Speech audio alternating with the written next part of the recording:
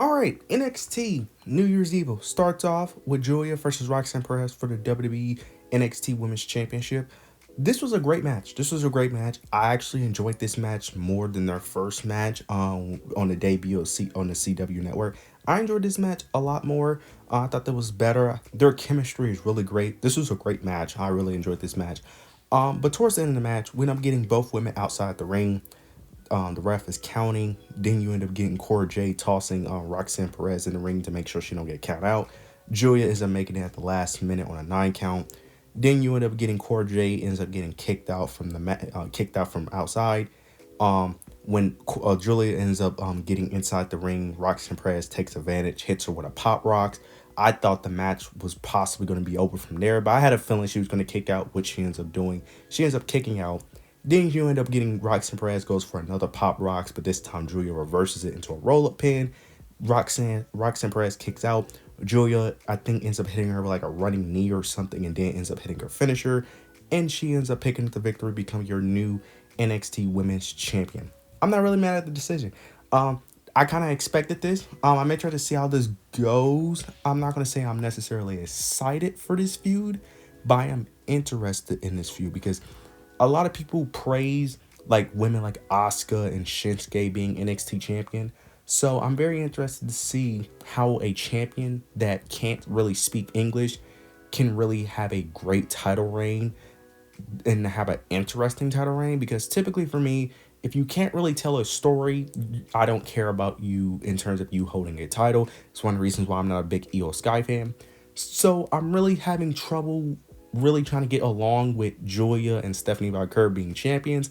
But I hope I'm wrong. Maybe they could do it in a way. Maybe NXT will be different.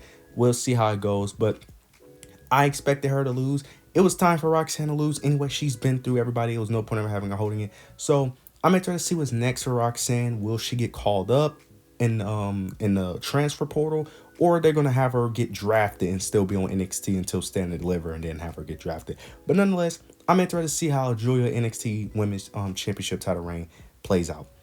After this, we end up getting the Fatal 4-Way match, number one contendership for the Women's North American Championship between Stephanie Valkyrie, Kalani Jordan, Cora Jade, and Lola Vice. This was a solid match. This was a really good match. I enjoyed it. Stephanie Valkyrie wins. I really don't need to go in depth of the match.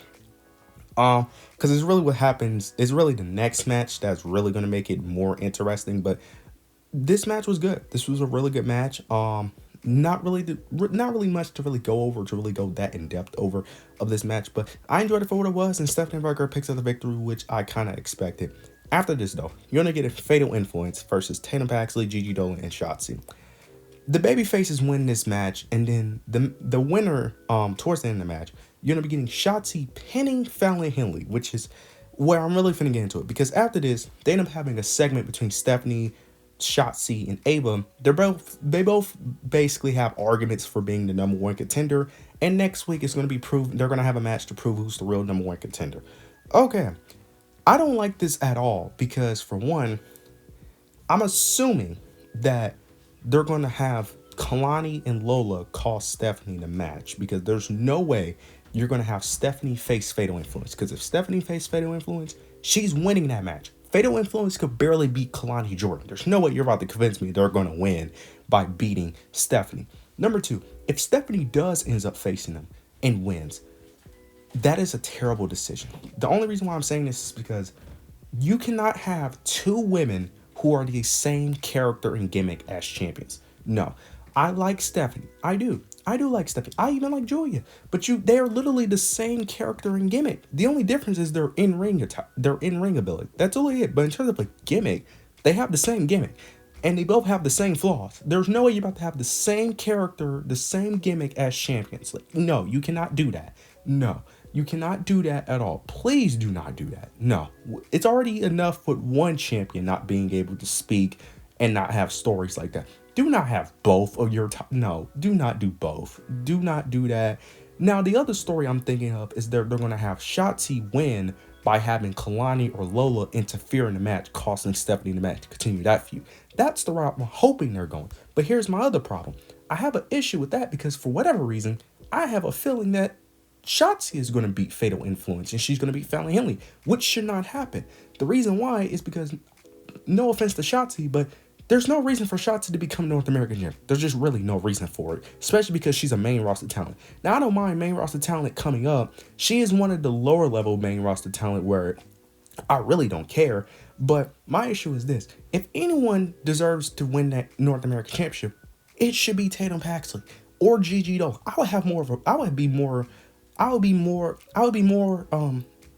would be less angry or less upset if Gigi was going up. Because at least Gigi has the story with JC Jane and she could rub it in JC Jane's face. But the main person that should be really going after this title is Tatum Paxley. This feud started because of Tatum Paxley. It literally started with them making fun of Tatum and then Tatum attacked Fallon. That's why this is even a story. It started with Tatum. It should end with Tatum. Now, I'm hoping we're getting to that. That's what I'm hoping we're getting. But my fear is that Shotzi is going to be the end goal here, which it shouldn't be. But I'm hoping I'm wrong. Maybe I'm just ranting for no reason. I could be complaining. I could be wrong. You guys let me know if I'm wrong. Maybe I could be wrong. I could be proven wrong. And this could be not an issue at all within the next couple weeks. But I'm hoping that this is just a filler match, just a feud to get us to Tatum. Because if Shotzi wins, no, that is a terrible decision.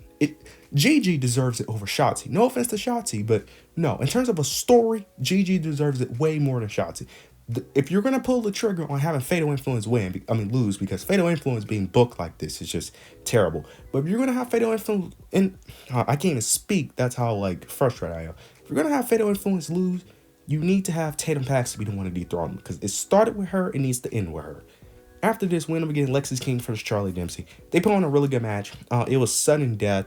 Don't know why they call it sudden death, because it's just a regular, normal match. I don't know why they call it sudden death. But not Charlie Dempsey. Lexis King actually picked up the victory, which is actually surprising. I did not expect Lexis King to win. I thought they was going to continue the story of him being a loser, continue to lose.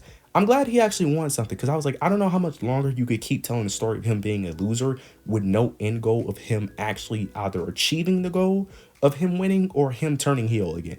I was like, you can't just keep having him lose. So I'm glad they actually paid off the story of him finally winning and not just blowing it off and just having him keep losing like they done with the Malik and Idris story of the tag team division. So I'm glad that they at least eventually gave him a W. Interested to see how this plays out, though. The match was actually really good. These two have really good chemistry.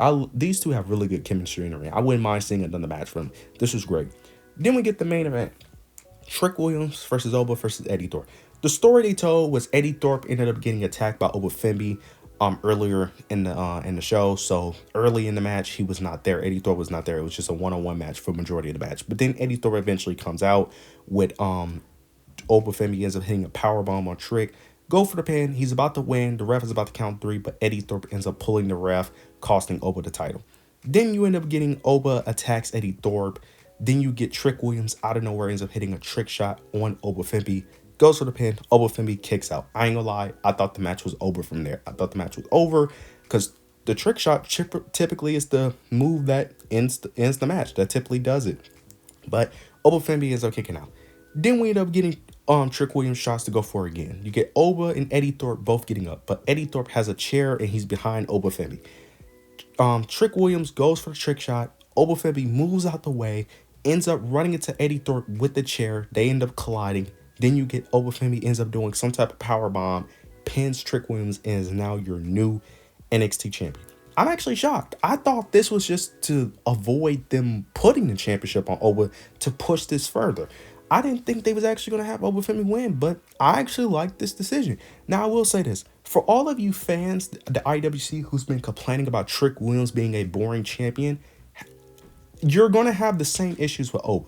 I hope you guys are prepared, because the main issue with Trick Williams' title reign wasn't Trick Williams. He had no credible opponents. Now you have Oba Femi as champion. What do you think is going to happen with Oba Femi? Because he's not going to have no credible opponents. So I hope the same energy that a lot of you internet fans had with Trick Williams, I hope you have it for Oba Femi as well.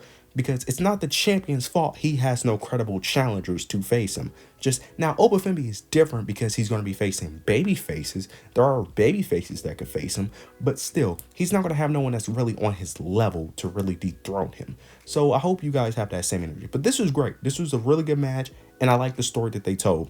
Then we get the main event and we get The Rock. He ends up cutting a promo. The promo, for the most part, went exactly how I thought the promo was going to go, and I don't understand why this was the main event. Now, typically, I do think people overreact to main events, who gets the main event and all, but typically, I can understand depending on the story and depending on the narrative. This didn't make no sense at all for why this was the main event. This could have easily happened on SmackDown, or this could have happened at the opening. I don't understand why this was the main event. There's really no reason for The Rock to come out. Now, there was something important he did say, because he ends up mentioning Cody. He ends up mentioning him and Cody, drinking, laughing it up. And he ends up mentioning the online fans, Twitter fans, complaining that he has been kicking ass, being friends carrying with the Cody company on when it was just feuding. And he basically ends up telling the fans that they need to just shut up, enjoy the ride that The Rock is taking them on. Him saying that him saying that the fans need to enjoy the ride that he's taking us, it's kind of telling me that this is telling a story still, because the thing is, he's playing a babyface, but he's still wearing the Final Boss attire. So this is kind of telling me that he is still. So one or two things are happening. Either one, he is still basically being the final boss, and he's basically still going to be for Mania, or maybe this is just a regular promo, just telling us just to shut up. But the fact that he said that enjoy the ride that he's taking us tells me that he still plans on doing the Cody and Roman stuff. Maybe it's just not going to be this year. I don't know. But that kind of just signals that this isn't over and that those plans are still intact. They probably just not finalized or whatever. But it is interesting that he said that, though. This was a great show. This was a really great show. Great episode of NXT. I'm excited to see how these stories play out, how these new champions, how their reigns will play out. But you guys let me know your opinions down below. Make sure to like, comment, subscribe. But yeah, that's it.